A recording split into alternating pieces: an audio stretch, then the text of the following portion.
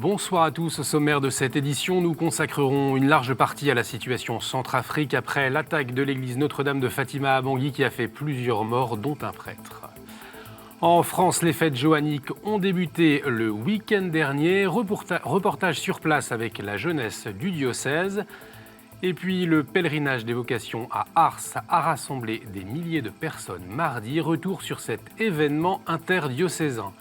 Il y a près d'un an, le 7 mai, les Français ont élu Emmanuel Macron président de la République. Depuis plusieurs jours, tous les médias parlent de cette échéance. On va y revenir aussi à notre manière avec nous ce soir. Antoine-Marie Zohar, directeur de la rédaction de Famille Chrétienne, bonsoir. Bonsoir. Et Guillaume Goubert, directeur de la rédaction de La Croix, bonsoir. Bonsoir Olivier. Et on débute cette édition Centrafrique après la nouvelle flambée de violence dans le pays. Mardi matin, un prêtre, le père Albert, et 15 paroissiens ont été tués lors de la messe célébrée pour la Saint-Joseph dans l'église Notre-Dame de Fatima à Bangui. Un groupuscule d'autodéfense de la capitale a fait irruption avec des grenades et des armes automatiques. C'est à ce moment que le père Albert a été tué. Il œuvrait sans relâche pour la paix dans son pays. En 2016, il avait livré un message à l'AED, l'aide à l'église en détresse. Priez chaque jour pour nous. Ne désespérez pas comme nous aussi. Ou plutôt parce que nous, ici en Saint-Feu, nous ne désespérons pas du bon Dieu.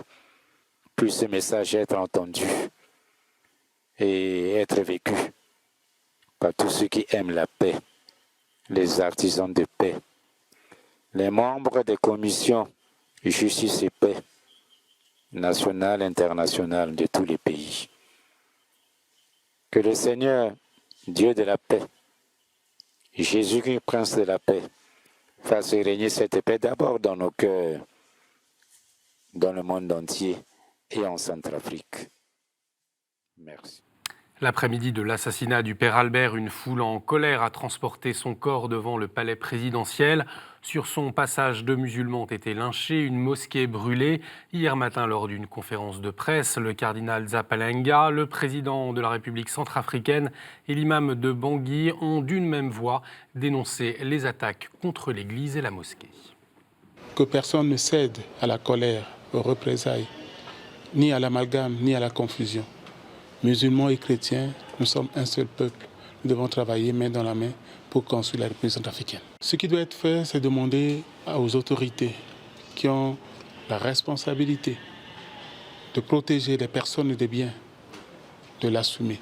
Et ce que nous avons dit au président de la République, ce que nous aurons à dire aux forces de MINUSCA. Car nous, notre arme, c'est la prière. Et nous voudrions simplement, comme tout citoyen, vaquer à nos occupations, avoir le temps pour prier.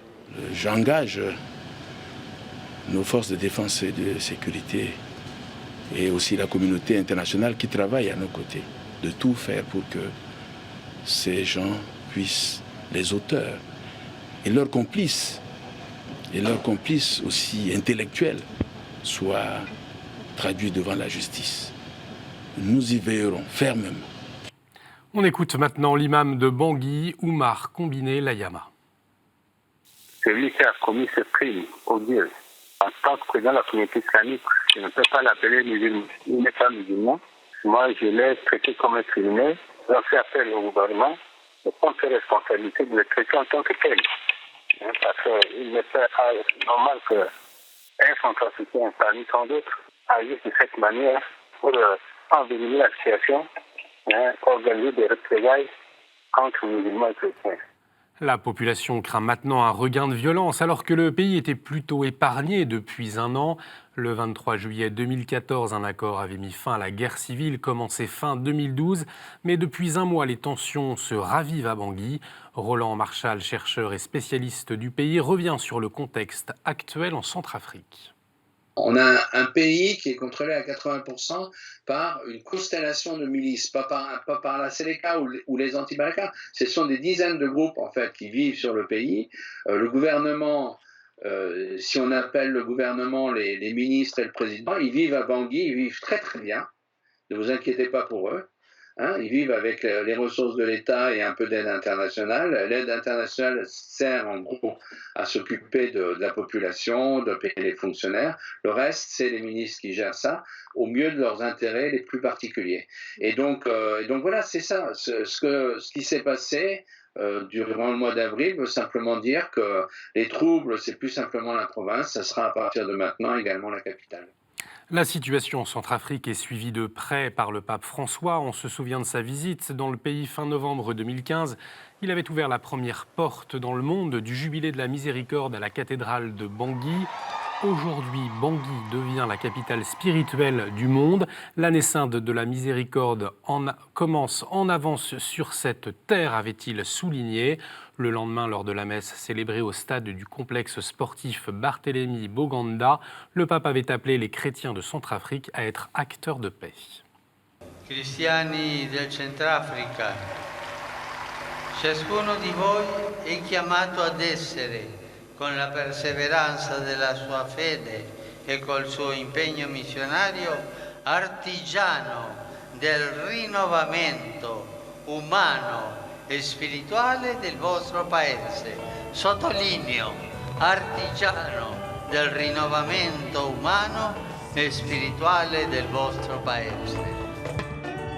Un autre drame sur le continent africain. Au Nigeria, un double attentat suicide a eu lieu mardi après-midi dans une mosquée sur le marché de la ville de Mubi. Sur place, on parle d'au moins 86 morts. L'attentat a été attribué au groupe djihadiste Boko Haram. On vous en parlait la semaine passée. 2 prêtres et 16 fidèles avaient été tués par des éleveurs nomades. Par voie de communiqué, les évêques ont demandé au président Buhari de démissionner pour sauver la nation d'un effondrement total. Et puis aux Philippines, le père Ventura, 37 ans, a été assassiné dimanche après une messe. Les évêques ont demandé aux autorités de poursuivre rapidement les auteurs. Pour l'opposition, la politique du président Duterte est responsable de cette violence. Le cardinal Georges Pell sera jugé en Australie et il plaidera non coupable. Mardi, la justice australienne a décidé de poursuivre le préfet du secrétariat pour l'économie pour d'anciennes agressions sexuelles présumées commises sur des mineurs. Une décision prise par la juge après 4 semaines d'audience préliminaire.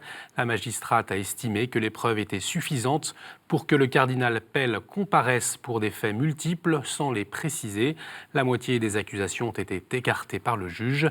Le Saint-Siège prend acte de cette décision, a fait savoir une note de la salle de presse. Jeanne d'Arc, une figure qui inspire la jeunesse d'Orléans. C'est ce que nous avons constaté aux fêtes joanniques. Elles ont débuté dimanche à Orléans avec, comme chaque année, la remise de l'épée et la commémoration de l'entrée de Jeanne d'Arc à Orléans. Mardi, les jeunes du diocèse ont été invités à participer à la chevauchée, puis à une messe célébrée par Monseigneur Blacard, l'évêque du lieu. Reportage. Ce matin, comme depuis 589 ans, les Orléanais rejouent la libération de leur ville par Jeanne d'Arc.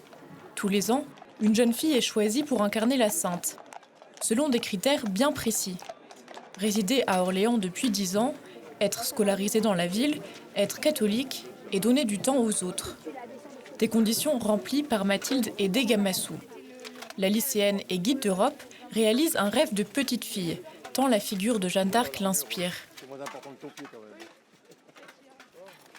Moi, c'est vraiment son courage qui m'impressionne et sa piété. Elle avait une foi à déplacer les montagnes et sa persévérance dans l'adversité, puisqu'elle a eu de nombreuses difficultés, mais elle n'a jamais abandonné. J'aimerais vraiment avoir la même force qu'elle et donc c'est pour ça que je prie énormément pour qu'elle me donne cette force et ce courage. Après la procession, 500 jeunes et leurs familles se sont réunis pour célébrer la sainte.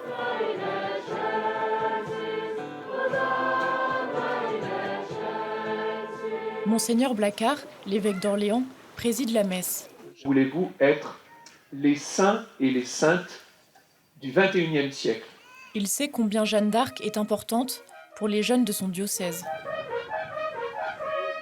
La première fois que j'ai rencontré des jeunes d'Orléans, donc le lendemain de ma nomination, la première chose dont ils m'ont parlé, c'est de Jeanne d'Arc, quoi. Moi, j'étais sidéré de me dire, mais on voit bien que Jeanne, c'est pas du passé, c'est vraiment du présent. Elle leur parle aujourd'hui.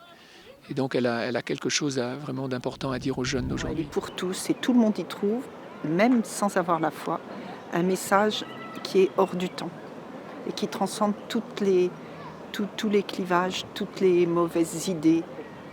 Elle rassemble. On a besoin de personnalités de ce type aujourd'hui qui nous permettent de nous retrouver tous. Les fêtes joanniques prendront fin le 8 mai avec la visite de Monseigneur Berthet, évêque du diocèse où se trouve le village natal de Jeanne d'Arc. Et pour être complet, j'ajoute que le Premier ministre Édouard Philippe présidera les fêtes joanniques le 8 mai. Il avait été particulièrement touché par ce qui était arrivé à Mathilde, Jeanne d'Arc 2018, lorsqu'elle avait été présentée à la presse en février. Des internautes s'étaient violemment emportés. Ils s'offusquaient de voir une jeune métisse incarner Jeanne d'Arc. Mardi, plus de 5000 pèlerins de 12 diocèses ont marché pour les vocations jusqu'à Ars, un événement qui a lieu tous les 2, 3 ou 4 ans. Plusieurs routes ont convergé vers le village où Saint Jean-Marie Vianney, patron des prêtres, a été curé. Le cardinal Barbarin, archevêque de Lyon, a également chaussé ses baskets. On l'écoute. Le pèlerinage, d'abord, c'est un très beau moment de communion entre tous nos diocèses de la province. Donc, c'est une habitude qu'on a lancée il y a une dizaine d'années et dans laquelle il y a toujours une très belle réponse. Et on ne le fait pas tous les ans, mais tous les 2 ans, tous les 3 ans, ça dépend. Quand il y a une vie paroissiale qui est une vie féconde, fertile, vivante, tonique, etc., le jeune qui grandit, il voit la nécessité du sacerdoce. Il voit à quel point c'est utile pour prêcher la parole, pour célébrer les sacrements, surtout l'Eucharistie, mais aussi tous les autres. Et si cet appel vient, il dit « Ah oui, je vois que c'est utile, quoi. Je vois que les gens en ont vraiment besoin. » Du coup, il va répondre oui. Le 37e pèlerinage international de l'Ordre de Malte débute demain, vendredi, à Lourdes. Un événement avec une saveur particulière, puisque le 80e grand maître de l'Ordre de Malte a été élu hier. Il s'appelle Giacomo Elia Torre. Il a prêté serment ce matin en l'église Santa Maria sur l'Aventin à Rome. Et puis, félicitations au grand vainqueur de la 19e édition du championnat de France cycliste du clergé qui a eu lieu cette année dans le Loiret. Chez les femmes, sœur Nadège Ledru a remporté l'épreuve du contre-la-montre. Sœur Laetitia Michon a remporté l'épreuve du circuit. Chez les hommes, le père Silouane Deltrave et le pasteur Mario Nakarato sont les grands gagnants. On poursuit cette édition avec la chronique du Père Venard. Si l'actualité de ce début mai vous perturbe, alors tournez-vous vers Marie.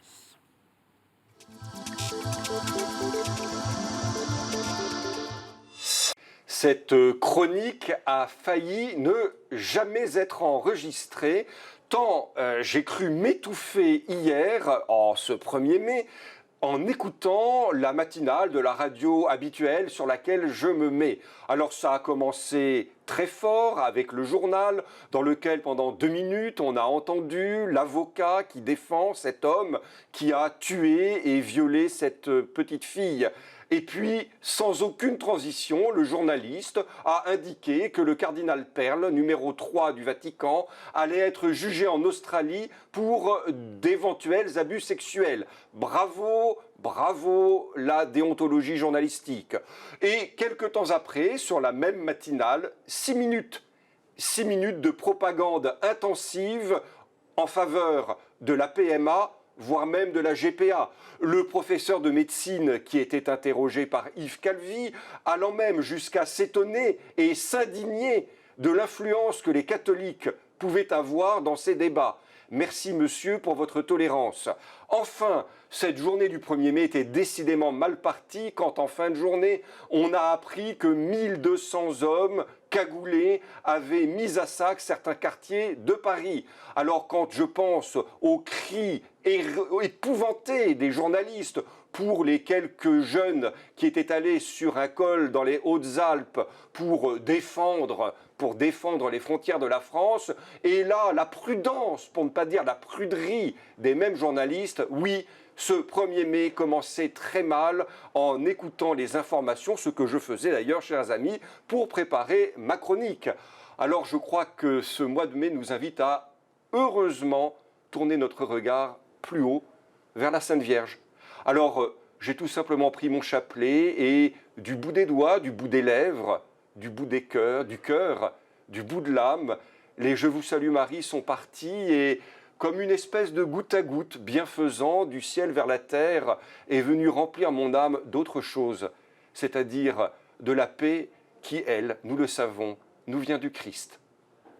Merci Père Venard. Tout de suite, la revue de presse.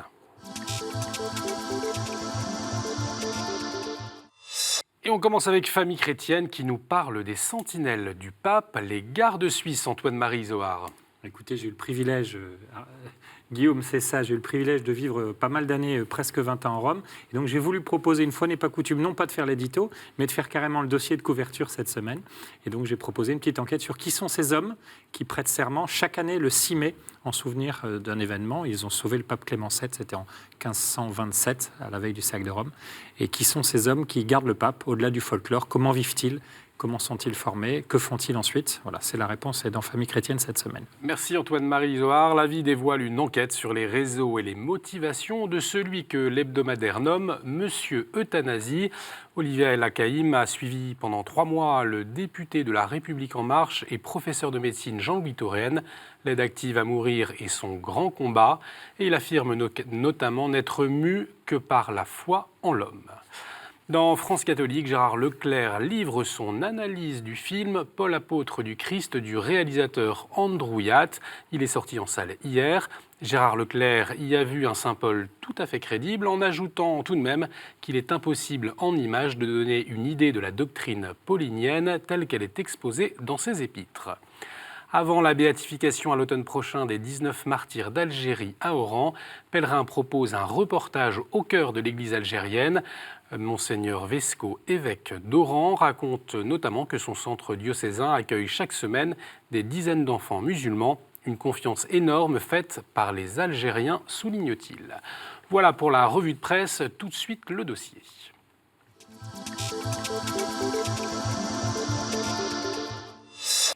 Voilà maintenant près d'1 an que le président Emmanuel Macron a été élu président de la République. Les réformes sociales, les questions des migrants, bioéthique, le président s'est emparé de sujets auxquels les chrétiens sont particulièrement attentifs. Guillaume Goubert, bonsoir. Je rappelle que vous êtes directeur de la rédaction de La Croix. Alors un peu partout dans les médias, c'est le moment de faire un premier bilan, de distribuer les bons, les mauvais points. Qu'est-ce qui vous marque dans ce que vous entendez en ce moment dans les différents médias? Est-ce qu'il y a quelque chose qui ressort pour vous? Pas très clairement, parce que forcément 1 an, c'est très très peu pour juger des effets d'une politique. Il y a eu énormément de choses faites depuis 1 an. C'est même assez spectaculaire comparé à d'autres épisodes précédents. Ce président a fait beaucoup de choses en 1 an. En même temps, c'est une politique, ça prend toujours du temps pour se déployer. Et pour l'instant... on ne peut pas encore voir exactement quel sera le résultat de son action dans des domaines comme l'éducation, la moralisation de la vie politique. Je cite des sujets où il y a eu des décisions significatives, le droit du travail, la fiscalité. Par ailleurs, il y a des sujets sur lesquels on ne l'a pas encore vu agir. Et sur la bioéthique, il a parlé, il a fait des discours, mais on n'a pas encore vu de décision. Ça va sans doute arriver assez vite maintenant, mais pour l'instant, on ne sait pas encore exactement ce qu'il va faire et comment il va le faire. Et puis je voudrais aussi souligner que sur cette année, il faut pas le regretter, il n'y a pas eu de grande crise internationale, que ce soit d'ordre diplomatique, militaire ou financier, qui aurait permis de voir comment il faisait face à l'urgence. Et c'est quelque chose que nous ne connaissons pas encore sur ce plan-là. Mais encore une fois, il ne faut pas le regretter, parce que généralement, quand ce genre de choses arrivent, ce sont des choses très graves.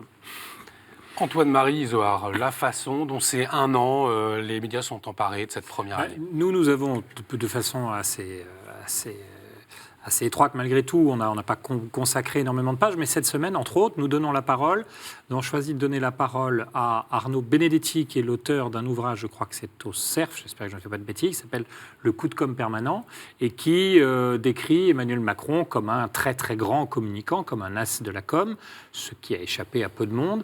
De fait, on a voulu pouvoir avoir son analyse, que quand on la lit d'ailleurs, on se demande s'il nous a donné cette interview déjà il y a 1 an, ou si elle date vraiment d'hier ou d'avant-hier, parce qu'on sent bien que c'est toute sa communication qui est en branle déjà depuis un petit moment. Il nous dit entre autres, et on le voit bien, hein, on l'a lu, et par-ci par-là dans les analyses dont vous parlez, qui sont le passage obligé de ce premier anniversaire, eh bien que le président est très peu entouré par une équipe très très resserrée, et que ses ministres aussi sont totalement invisibles.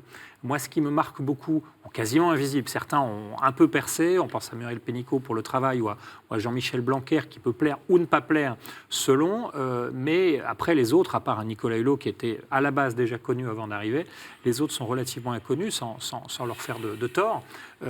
Moi, ce qui me marque aussi, c'est ce président qui, déjà il y a un an, disait « Je suis entré par effraction à l'Élysée ». Je crois que c'est une phrase qu'il a prononcée lui-même et qui dit bien comment il est arrivé. On s'en souvient, avec un François Hollande qui se retire quasiment au dernier moment, des gens au PS qui sont mis en avant et qui n'étaient certainement pas en mesure de l'emporter. Et puis à droite, une affaire très longue, très douloureuse pour certains, et qui finalement a laissé un boulevard à Emmanuel Macron. Un boulevard avec une élection relativement facile. Et aujourd'hui, il se retrouve avec cette droite et cette gauche qui sont complètement absentes, et toujours absente un an plus tard. C'est ça qui est assez surprenant, c'est qu'il a réussi d'abord à être quasiment le seul au niveau de l'exécutif, à être présent. Le Parlement est quasiment le petit doigt sur la couture du pantalon, avec une République en marche bien large, avec quelques rares déboires sur le vote de loi. Mais voilà, donc voilà ce qu'on a essayé de se dire cette semaine dans Famille chrétienne, et ce qui me marque moi particulièrement. Demain, je crois que La Croix sort 4 pages justement sur ces 1 an du président Emmanuel Macron. Qu'est-ce qu'on va pouvoir trouver? Sur quel point vous avez voulu appuyer? On a repris une dizaine de grands slogans de la campagne. On a essayé de mesurer avec une petite jauge ce qui est un exercice de style un peu, hein, c'est pas un exercice scientifique, d'essayer de mesurer ce qui a été fait par rapport à ce qui a été promis. Est-ce que c'est 25%, 50%, 75%? Et voilà, et on passe en revue comme ça une série de sujets. Et je le répète, on est quand même... Quand on se repasse le film d'une année, on se dit quand même que c'est impressionnant le nombre de choses qui ont été faites, même si il y a encore à attendre pour voir les effets de ces mesures, et puis il y a la nécessité de les compléter, parce que par exemple, ce thème majeur pour moi de cette première année, qui est d'encourager la France qui entreprend, le goût de l'audace, d'essayer de lever les points de blocage, de mettre la France en mouvement plutôt que de simplement défendre l'existant, c'est assez constant et moi, je trouve assez réjouissant. En même temps, vous savez, il a pris cette image des premiers de cordée qu'il ne faut pas empêcher d'avancer. Mais quand on dit cordée, ça veut dire qu'il y a d'autres personnes sur la corde. Et donc, la question qu'on se pose aujourd'hui, et là-dessus, la première année est frustrante, c'est est-ce que l'avancée des premiers permet aussi aux autres de progresser? Pour l'instant, ça ne me paraît pas absolument évident. Donc, c'est un chantier prioritaire, me semble-t-il, pour les années qui viennent. Antoine-Marie Isoard, cette image de la cordée est reprise par Guillaume Goubert. C'est ce qui nous fait penser que, moi je suis assez d'accord avec Guillaume, évidemment, sur l'aspect relativement positif du nombre de, alors si ce n'est des réformes, de lois, de mesures, de chantiers qui ont été lancés. Mais le bilan reste mitigé, j'allais dire en même temps. Mais le en même temps, ça ne tient pas très longtemps. C'est-à-dire qu'on s'aperçoit aussi que le en même temps, quand on gouverne, on ne peut pas à la fois libérer et protéger. C'est-à-dire qu'on ne peut pas être et de droite et de gauche. Et donc, c'est effectivement qu'il y a cette tension chez certains de se dire mais est-ce que vraiment Emmanuel Macron va tenir toutes ses promesses? Et puis il y a une inquiétude qu'on a évoquée très rapidement, dont Guillaume Goubert parlait tout à l'heure, qui est la question de la bioéthique, et que vous nommiez dans les sujets qui intéressent particulièrement les chrétiens. Moi je pense qu'il n'a pas fait de promesses aux catholiques lors de son fameux discours au Bernardin il y a à peine quelques semaines. Alors il nous a bien dit qu'il n'y avait pas d'agenda caché, et je veux bien le croire.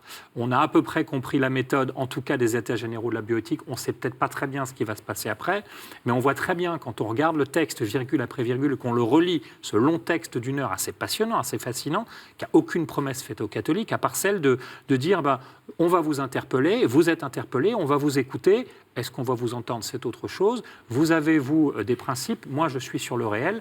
Globalement, je pense qu'il fera à peu près que ce qu'il veut. Mais je me dis que ceci n'est pas fait, donc laissons-lui encore un peu de marge. Mais je suis un peu inquiet quand même malgré tout, parce que si le discours globalement m'a intéressé, limite fasciné, ce passage-là ne m'a pas beaucoup trompé. Moi, je trouve qu'il a même été encore un petit peu plus roublard que ça, parce que vous vous souvenez, il a eu cette période où il dit mais vous, dans l'Église, vous accueillez les réalités, vous accueillez les personnes qui ont avorté. Sous-entendu, où allez-vous? Moi, je vais faire la même chose. Je vais accueillir la réalité. Et donc, je vais prendre des décisions qui éventuellement ne me plaisent pas beaucoup personnellement, mais je dois faire avec la réalité telle qu'elle est. Enfin, c'est moi qui prolonge le propos, un peu ça. mais je crois que c'est un peu ça, quoi, et qu'il a été d'une habileté assez impressionnante. En demandant à l'Église de ne pas être injonctif, c'est-à-dire de pouvoir interpeller, de pouvoir prendre la parole, et puis cet engagement qui est très très fort, d'ailleurs, cet appel à l'engagement des chrétiens, d'ailleurs on le prend au mot, en finissant quand même par dire, ou en commençant par dire que l'Église, de toute façon, sur ces questions-là, ne peut être injonctive. Donc il y a un peu d'inquiétude. Et puis, il faut quand même relever qu'on est sur le bilan d'une année. Une année, ça reste court. Cet homme-là est jeune, il a du temps devant lui. Mais il y a surtout qu'il a eu une année sans heurts, sans attaque terroriste, et Dieu sait si nous on s'en satisfait, ou sans crise majeure au niveau international. Il reste que l'an prochain arrivent des élections européennes, puis l'année suivante des municipales, si je ne fais erreur, en 2020. Et donc on arrive quand même vers 2 tests électoraux grandeur nature qui pourraient secouer. Il ne faut pas oublier qu'au 2e tour de l'élection présidentielle, Emmanuel Macron était face à Marine Le Pen. Guillaume Goubert, un dernier mot pour conclure, il vous reste quelques secondes. Eh bien, c'est un mandat assez passionnant à suivre, plus que d'autres, je trouve, et on va continuer à le suivre avec beaucoup d'attention et beaucoup d'exigence. Merci beaucoup Guillaume Goubert, merci Antoine Marizoard d'avoir partagé vos points de vue. Vous pouvez revoir cette émission sur notre site internet www.ktotv.com. Réagissez également avec le hashtag à la source. À la semaine prochaine, excellente soirée sur KTO.